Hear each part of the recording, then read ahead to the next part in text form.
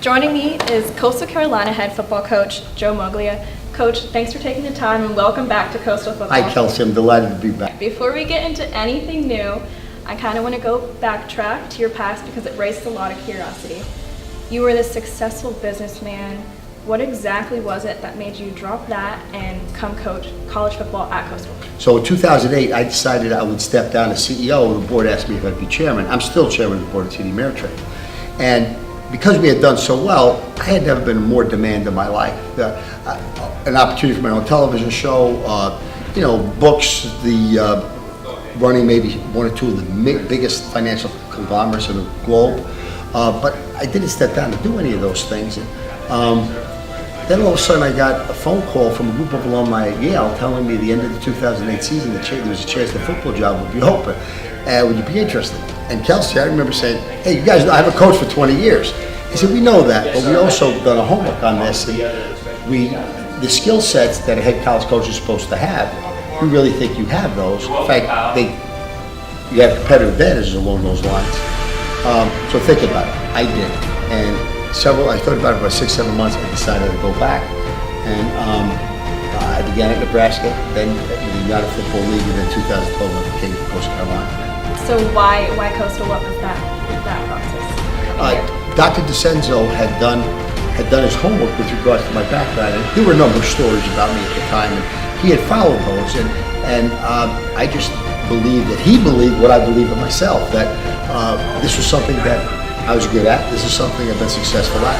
I've done something totally different than that as a leader and was successful in that. And I was making a conscious choice in my life when I could do anything I wanted to be able to go back to that. And we got to know each other pretty well. He believed that I was the guy. I wound up taking the job because I believed in his vision. I believed what he wanted to accomplish at Coastal Carolina as far as our future, as far as the ability to be able to educate not just the individual, but the whole person. So that's not just the academic piece, that's the social piece, the athletic piece, the music piece, whatever else it might be. So I have tremendous respect for Dr. DeCenzo, as he did for me, and that's the reason why I took the job at Coastal. What is it exactly about football that motivates you every day? I think, well, there are a couple things. I think the thing that's always motivated me the most has been the satisfaction I get from having a positive impact on others. And that was true the first time around as a coach with my players and even the coaches I work with. It's also true with the community, the school. There was a bigger audience per se. That's the way I felt in the business world with the people that work for me, that I work for, or the clients I work with. And that's the way I feel now coming back. I know I have a positive impact on my players. I believe I have a positive impact on my coaches. I want to believe I have a positive impact on our university and the entire community. Why did you choose Coach Jamie Chapel over, say, Mickey Matthews? There's only one coach that has a winning record against me. It's Jamie. And I think having watched him and played against him, I had tremendous respect for the way he ran his program, what he brought to the table, his philosophy, his attitude. And I had been in personal touch with him for probably 2.5 years. So when the opportunity arose here, for him to become part of the program, he was the first, frankly, the only guy I reached out to. And we were moving up to the Sun Belt. But Jamie's a hot and upcoming coach. He's going to get a head job at a major school, and that's going to happen to him. And I had so much respect for him that I wanted to bring him in, not just as offensive coordinator, but also as our associate head coach. He had earned that. He had earned that already. And I couldn't have been frankly prouder to have him. Now, with that, he came as a very successful head coach 2 years. So when it was time to step down, it didn't go in one choice. It was Jamie. It's been good, actually. A lot of people ask me why leave a place where you've had success, become an assistant coach. But I really believe in the program here, what Coach Moglia did, the BAM, the philosophy of BAM, and what he stood for. So, because he's so unique in college football, nobody does things the way he does it. And so, if I had a chance to be a part of that, I figure it would make me a better coach, even in a little time that I can be around him. Whether it's 10 years or 1 year, I'm gonna learn something from him. And then I want to be part of that transition. There's not a lot of times that you can get to make a move to FBS football. And to be part of that and see how he was going to build that, how he was going to lay that foundation is something that I want to be a part of and hopefully can be a contributor to as we make this jump. You have this awesome philosophy, not only for the team, but an everyday life. And we see those letters, BAM, almost every day. This is going to be about being a man, but a man's not some tough macho guy. A man is somebody that stands on his own 2 feet, takes responsibility for themselves, always treats others with dignity and respect, and lives with the consequences of your actions. That's in my playbook from 1971. A lot of people hear Bam, be a man, and they just think, oh, be a man, it's some tough guy, macho man thing. But it's definitely not. It's just saying that you got to live up to your responsibilities and, stand on your 2 feet, take responsibility for your own actions. The thing was, as you learn more about it from talking with football players, when I was in my freshman, sophomore year, was you found out there were no rules, and I was kind of interested by that because, in baseball you couldn't ride a moped, you couldn't play basketball, but, band was no rules, so that was the first time I kind of, tried to learn more about it. But it's really cool, and it's one standard. There's no, you accept responsibility for your actions and stuff like that. And I've always been interested in what people around the country are doing, like what Clemson's doing with All In, and just what different people, what their mottos are. So I've always, rowed the boat out in Minnesota, so I've always been interested in stuff like that. So BAM was definitely, cool to hear about, and it's definitely a competitive advantage for us here. This is the way it's going to be here. Coach Caroline's not going to be for everybody. So when I talk to you about BAM, if that doesn't get you excited, you don't get a little bruise or bump, you shouldn't be coming to the school because you will not handle it. You missed last season, but you're back like you promised I'm all back, of yes, us. I'm back. What was that like for you missing the season, and how does it feel to be back here? I had an allergic infection reaction in my lungs that created an infection that caused mold. So I had mold growing inside my body. And I had it for about 3 years, and I just thought I'd shake it, but I wasn't shaking it. Now, the lung doesn't regenerate like the rest of the body. So let's say one of my lungs is 10 centimeters in circumference. Well, this will restrict the lung. So if all of a sudden I'm better, and my lung now is 7 centimeters, it never goes back to 10.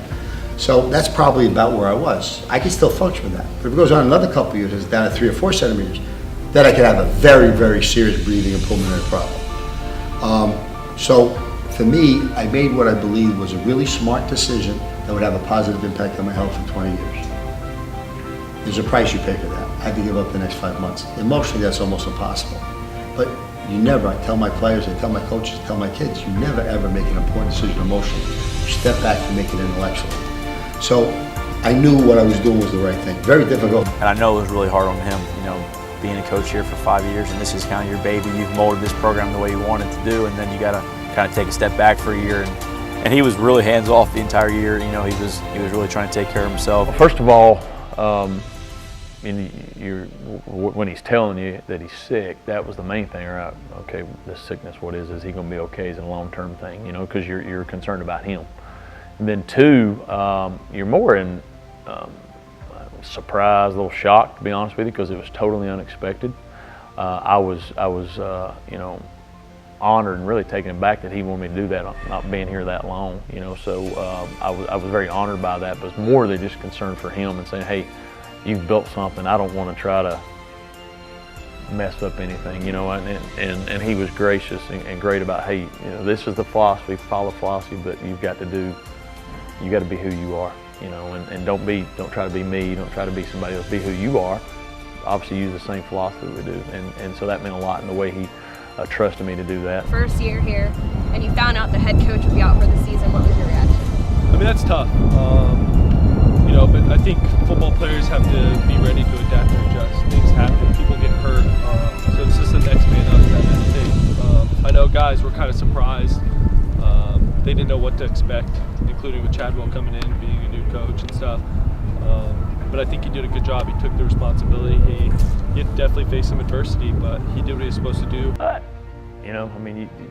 When somebody's sick and some of those things, you can't control it. The only thing you can control is how you respond to it. And would it have been easier if I'd have been here a year or two and people knew me, the players knew me more? Probably, sure, because then they're more comfortable with you. Because they were still filling me out, especially the defensive players, because I came as an offense. I spent the majority of my time on offense. I wasn't with any of the defensive coaches or defensive players. And so I think that was the biggest challenge. If you'd have been here a year and a half, maybe there's not as much of a transition because you're more comfortable with the players. But that's the way it was. That's the hand you're dealt. So I don't think the time had anything to do with why we weren't as successful as we wanted to be. It was just, it was a huge jump, and we were learning how to play football at that level. And until you understand what it takes each week to win at that level, it's a challenge, and I think we sort of started figuring that out towards the end. Just not enough early on when we needed it to happen. At the end of the day, he's the coach. He was the offense coordinator, then he was the head coach. So, after we had the whole spring, of acclimating him to being an offense coordinator. So I think, kind of after that, after the spring, it was fine. I don't think it was as big of a deal during the season. There was a little bit of nuances that were different between him and Coach Mobley, but I don't think there was anything to do with respect or anything like that. I think the players did a good job of trying their best, and we just didn't show it on the field at the beginning of the year, but at the end of the year it got a little bit better. What do you think this team needs to do to compete at the Sun Belt level and get one of those bowl game slots? You have to have a sophisticated enough strategy, but simple enough to execute. You cannot make multiple mistakes. If we'll control those penalties and some of those foolish mistakes that nobody else forces except ourselves, then you have a better chance of being successful. I think guys are excited this year. We know our competition, we know the teams that we're going to play, and I think we're ready. Because we hurt ourselves towards the end, and we learn from those mistakes. If we don't hurt ourselves this season, we should be able to move the ball efficiently offensively, and we'll make enough stops throughout the game that we'll be in a lot of games defensively, because they'll keep us in games, and we'll score enough points to win some games. And if we can play together and put those two things together, we'll have a good year this year. It turned out to be exactly, I think, what I needed. I'm excited to be back.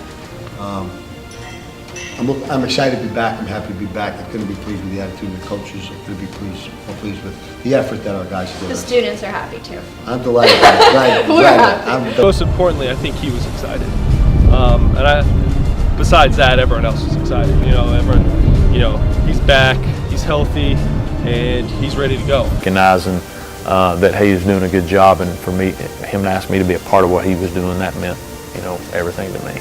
He wasn't going to go out on that note. He wanted to, come back and finish the job here. All right, that's awesome. That's an Emmy winner right there.